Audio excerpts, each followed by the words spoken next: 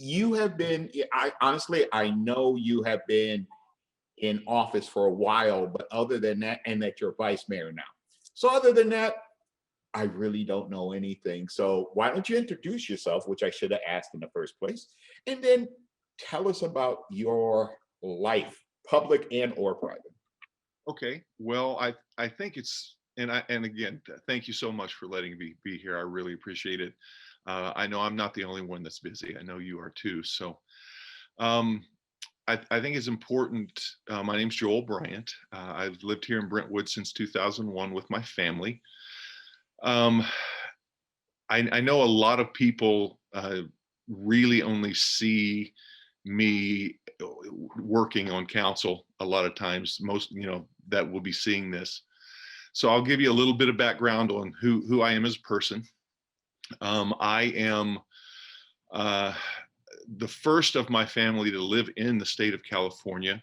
I come from a biracial family. My father was Cherokee, and my mother is white. Well, was white. She was Jewish, and her father was Nansemond Indian and English. And so that's kind of the background of the house I grew up in, the home I grew up in. I was raised on a ranch in Oklahoma for much of my life. My dad was also a home builder. He wasn't a developer, but he built homes, and so I come from a very blue collar background. Um, my father, when I was 10 years old, we moved from Oklahoma to South Carolina, and it was in the 70s, and that was significantly different than my life in Oklahoma on the ranch. In Oklahoma, up until that point in our family, because my family is who they were and what they were, uh, the race discussion to a 10-year-old just didn't happen around our home because I didn't know anyone that it mattered what your race was. It just didn't matter. We were all a mix of something, but we were all neighbors. And so when I moved into the South, um, I had some experiences that really helped form who I am as a person. And that is, I know I look white, and I didn't know that that made a difference. My father is not white, was not white. You can go onto my Facebook page. I have pictures of him and my family and his side of the family. But I didn't know that that made any difference until we moved into the South. And we moved there. My father was working for a company called Duke Power at that time. It was before what was called the 3 Mile Island incident. So the nuclear power facilities were all shut down at that point for a while in the country. And he was building nuclear power facilities for Duke Power. And so he would leave early in the morning and come home late in the evening. And so the first several months that we lived there, it was just my father and I, while my mother let the other kids get done with school and move down. And it was a time where the local neighborhoods, we lived closer than any time before to other people. And so I made friends with the local kids. And then I remember specifically one day when, there, it's amazing what moments in time really burn into your mind. And I was playing with 5 or 6 of the local young guys, and we all wanted to go into our house to get a baseball bat or a glove or something. And we ran in through the back door, through the kitchen, and into the family room. And my father was sitting in his recliner reading the newspaper. And I kept going toward my room, and I realized that everybody had stopped in the kitchen.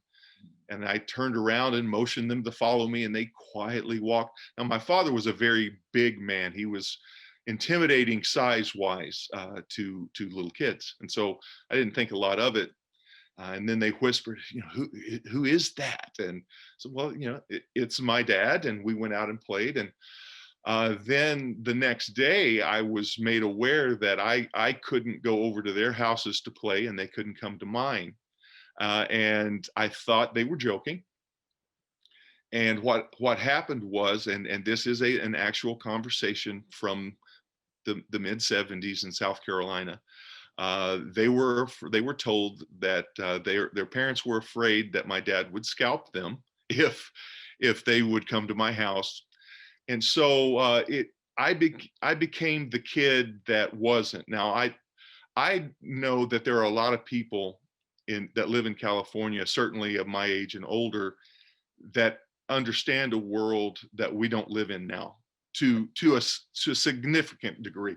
There's still a long, long way to go before we have true equilateral justice in the world and in our country. But I was raised in an area where, and I don't want this to sound um, like I was a martyr, because I was just one of my family members.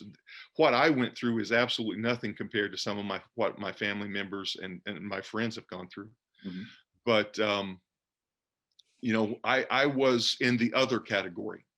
And in the South, during that time period, there was either you were a white family or you were other. And if you were other, that was it. It didn't matter what mix or anything. Right.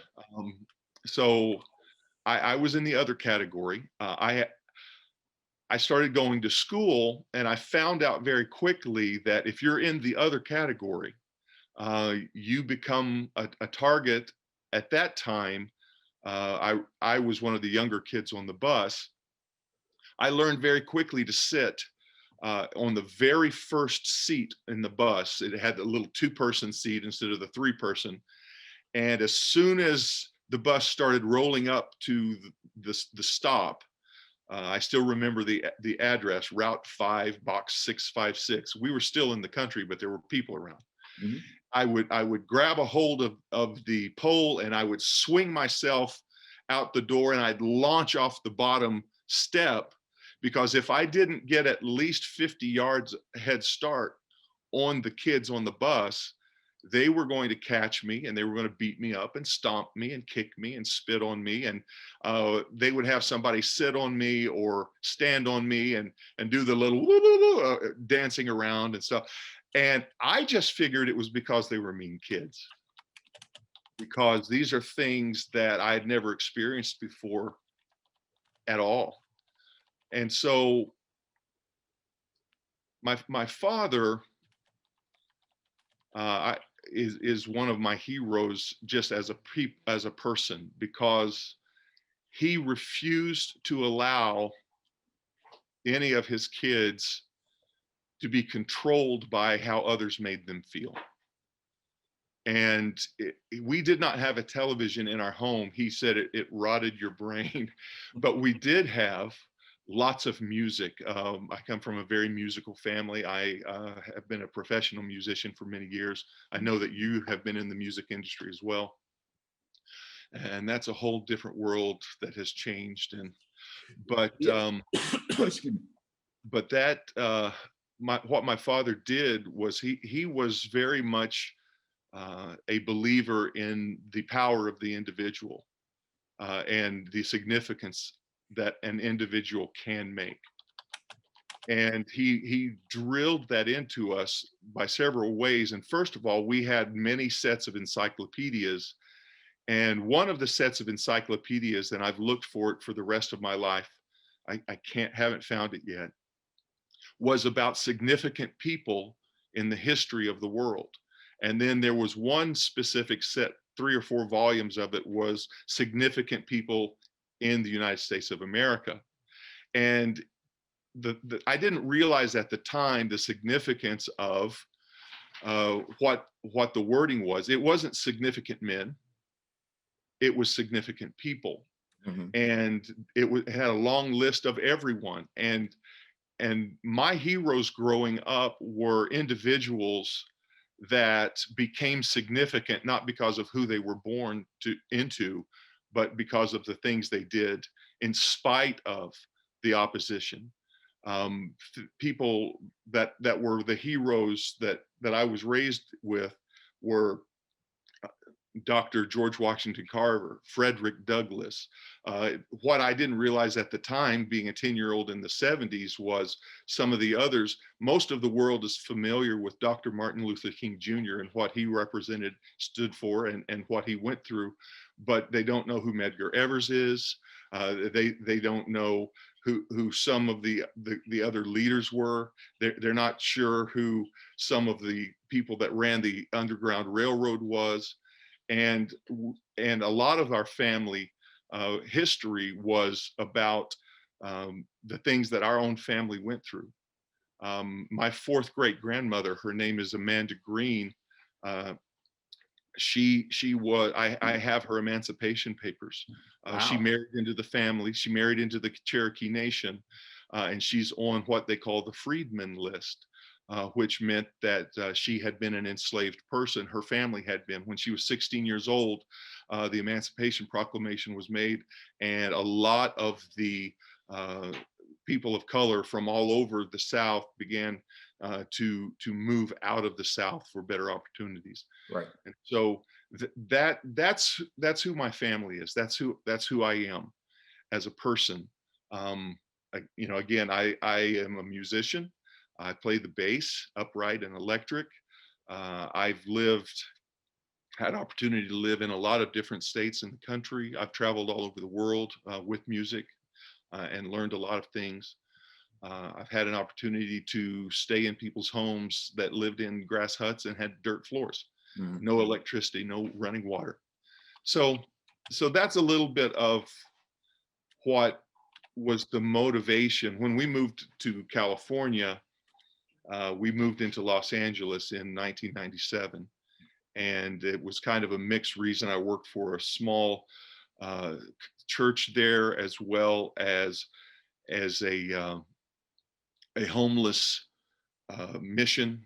We worked a lot with the homeless, and for 5 years, nearly 4 years, that's what I did. I worked with the people in Long Beach, homeless predominantly, and then moved up to Brentwood and have been pastoring the congregation here. That congregation has been here since the 40s, 1943, and so we lived here, and I've been a chaplain with the police department for 15 years, and so I've had the opportunity to, be at people's homes and with people at the worst day of their lives. Most of them, there's usually a really bad thing that happened for me to be there, Right. and I just, I love Brentwood. I love the community of Brentwood. I love the fact that even though we've grown to what we are, it still very much feels like a small town, down home type community, and it continues to become more and more diversified. And the the overall populace of California has an understanding has an enlightenment that a lot of other states don't have, as far as just how you treat people and Right. how you're supposed to treat people. And so I really love that. I love living here. I love being a part of the community.